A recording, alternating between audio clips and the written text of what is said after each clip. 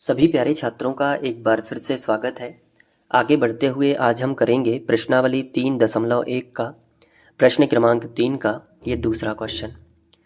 तो दूसरा क्वेश्चन जो दिया गया है इसमें हम सबसे पहले जो हमें दो समीकरण दिए गए हैं, ये है देखो पहला समीकरण और ये है दूसरा समीकरण।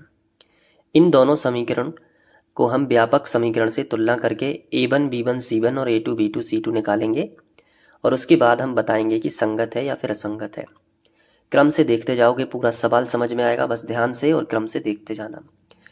सबसे पहले जो हमें समीकरण दिए गए हैं हम उनको ज्यों का त्यों लिखते हैं। तो हम लिखेंगे दिए गए समीकरण युग्म। अब इसके बाद जो दोनों समीकरण हैं उनको लिख लेते हैं। तो 2x माइनस 3y बराबर 8 और दूसरा समीकरण दिया गया है 4x माइनस 6y बराबर 9। अब हम इन्हें समीकरण 1 और 2 नहीं बनाएंगे। क्यों नहीं बनाएंगे? क्योंकि हमें समीकरण की तुलना करनी है इन वाले समीकरण से जिन्हें हम व्यापक समीकरण कहते हैं। क्या कहते हैं? व्यापक समीकरण। और व्यापक समीकरण के बराबर में देखो जीरो है ना, यहाँ भी बराबर में जीरो है। क्या इनके बराबर में जीरो है? नहीं है। तो इन्हें व्यवस्थित करना पड़ेगा और इनके बराबर में जीरो लाना पड़ेगा। जब ये बराबर में जीरो के रूप में आ जाएंगे तब इनके योग्य होंगे, तब इनकी तुलना इनसे करी जा सकती है, अभी नहीं की जा सकती है। और ये व्यापक समीकरण याद करना है। a1x धन b1 बाई धन c1 बराबर जीरो और a2x धन b2 बाई धन c2 बराबर जीरो। ये व्यापक समीकरण है, इन्हें अच्छे से याद कर लेना। तो चलो हम बराबर में जीरो लाते हैं। कैसे लाएंगे? बहुत सिंपल है। हम लिखेंगे व्यवस्थित करने पर। आपको हर एक लाइन बारीकी से लिखनी है एग्जाम में और अपनी नोट कॉपी में। व्यवस्थित करने पर, ठीक है। टीचर को खुश करना है। जो भी आपका एग्जामिनर चेक करेगा या आपका स्कूल टीचर है उसको इतने अच्छे से करके दिखाओ सॉल्यूशन कि वो आपकी शाबाशी करे क्लास में और आपको अच्छे नंबर दे टेस्ट वगैरह में। व्यवस्थित करने पर पहला समीकरण लिखो 2x माइनस 3y। ये जो प्लस का 8 है इसका पक्षांतर कर दो, मतलब वापस अंदर की तरफ खींचो तो माइनस का 8 हो जाएगा। तो हम बराबर में जीरो लिख सकते हैं। बराबर में जीरो लिखने का एक ही तरीका है, ये जो संख्या है उसका इस तरह पक्षांतर कर लो, वापस चिन्ह बदल जाएगा। लेकिन अगर प्लस की संख्या है तो माइनस की हो जाएगी और अगर माइनस की संख्या है तो प्लस की हो जाएगी। नीचे वाला समीकरण देखो 4x माइनस 6y। ये प्लस का 9 है ना, इस तरफ ले आओ तो माइनस का 9 और बराबर जीरो। अब हम इसे समीकरण 1 बना सकते हैं और इसे हम समीकरण 2 बना सकते हैं। ठीक है, समझ गए ना? अब देखो क्या करना है, इनकी तुलना करनी है हमारे जो व्यापक समीकरण है उनसे। तो यहाँ पे एक भाषा लिखनी होती है जो हर सवाल में लिख रही है, तो वो आपको यह भाषा डायरेक्ट ही याद कर लेनी है। क्या है वो भाषा? समीकरण 1 व 2 की तुलना, 2 की तुलना लिखते लिखते ही याद हो जाएगी आपको वैसे तो। व्यापक समीकरण, व्यापक समीकरण, और ये है a1x धन b1 बाय धन c1 बराबर जीरो। ये पहला व्यापक समीकरण है।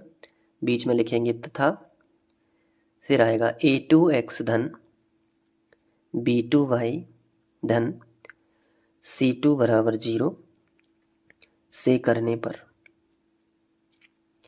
तो इस तरीके से आपको ये भाषा लिख देनी है। लगभग हर सवाल में लिख रही है तो आप इसको याद भी कर सकते हो, ठीक है। अब ये तो फॉर्मेलिटी के लिए लिख देते हैं। अपन को करना क्या है, समीकरण 1 से अपन a1 b1 c1 निकालेंगे और समीकरण 2 से a2 b2 c2 निकाल देंगे। देखो कैसे। हम पहले a1 लिखेंगे, यहाँ पे आएगा b1 और यहाँ पे c1।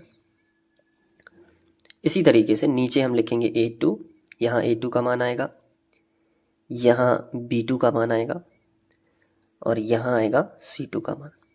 अब देखो कैसे लिखना है। समीकरण 1 में x का जो गुणांक होता है वो है a1 यानी कि 2।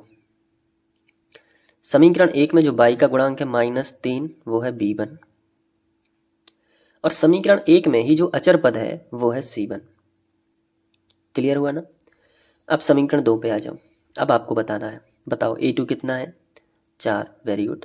ये देखो समीकरण 2 में x का मान कितना है? x का गुणांक 4। अब B2 देखो, y का गुणांक -6, यहाँ पे लिख लो, और C2 कितना है -9, तो यहाँ लिख लो। अब देखो क्या होगा, A1 के बटे A2 हो जाएगा, तो A1 बटे A2, मतलब इसका अनुपात निकाल दो, इसका अनुपात निकाल दो और इसका अनुपात निकाल दो, तो A1 बटे A2 निकाल दो पहले, तो होगा 2/4, कैंसिल कर दो, 2 एकम 2 और 2 दूनी 4, 1/2 आएगा ना A1 बटे A2। अब B1 बटे B2 निकाल दो, तो B1 बटे B2,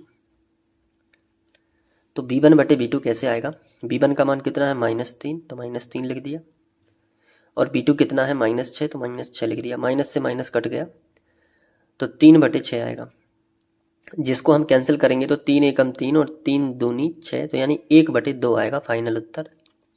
ये दोनों बराबर हैं तो हम C1 बटे C2 भी निकालेंगे। अगर ये बराबर नहीं है तो C1 बटे C2 नहीं निकालेंगे, लेकिन फिलहाल बराबर है, तो C1 बटे C2 और देखते हैं क्या आता है।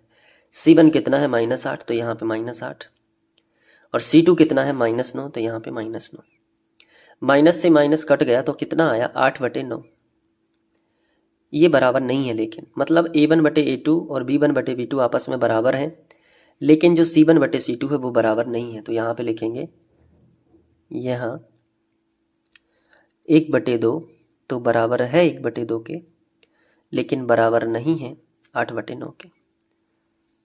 इसलिए हम कह सकते हैं कि A1 बटे A2 बराबर तो है B1 बटे B2 के, लेकिन बराबर नहीं है C1 बटे C2 के। अब इसका क्या मतलब है, आइए देखते हैं। मैंने आपको 3 शर्तें बताई हुई हैं। पहली कि जब A1 बटे A2 बराबर नहीं हो B1 बटे B2 के, तब संगत रेखाएं प्राप्त होती हैं, और उन दोनों समीकरणों का ग्राफ इस तरीके से प्राप्त होगा जो प्रतिच्छेदी रेखाएं बनाएगा। ठीक है, तो क्या ऐसी शर्त आई है? नहीं आई है। सवाल में तो हमें केवल संगत असंगत बताना है, तो ये वाली शर्त ये है, देखो ये वाली शर्त ये है कि जब A1 बटे A2 बराबर हो B1 बटे B2 के, लेकिन बराबर नहीं हो C1 बटे C2 के, तो ऐसे में क्या होता है, असंगत होती हैं रेखाएं। ग्राफ कुछ ऐसा मिलता है जिसमें रेखाएं दोनों एक दूसरे को टच नहीं करती हैं, तो दोनों समीकरण के जो रेखाएं हैं वो समांतर रहेंगी ग्राफ में, तो हम यहाँ पे बता सकते हैं कि ग्राफ असंगत होगा, समांतर रेखाएं प्राप्त होंगी क्योंकि, तो लिखेंगे अतः दोनों समीकरणों के युग्म, दोनों समीकरणों के ग्राफ समांतर रेखाएं प्रदर्शित करेंगे, समांतर रेखाएं प्रदर्शित करेंगे,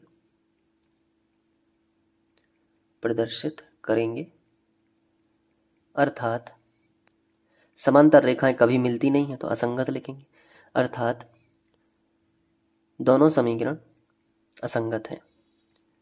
दोनों समीकरण कैसे हैं? असंगत है। ये आपको आंसर लिख देना है। बोलो समझ पा रहे हो ना? इस तरीके से आप इसका सॉल्यूशन करोगे। अब आप नोट कर लो, ठीक है, ताकि नोट कॉपी में अच्छे से जो भी आपने नोट्स बनाए हैं उसमें लिखते जाओ। ये हो गया। इसके बाद यहाँ पे वीडियो को पॉज करके नोट करते जाना, ठीक है, और इसके बाद यहाँ पे,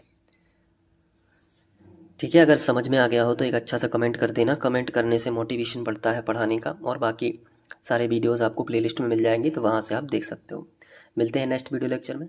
थैंक यू।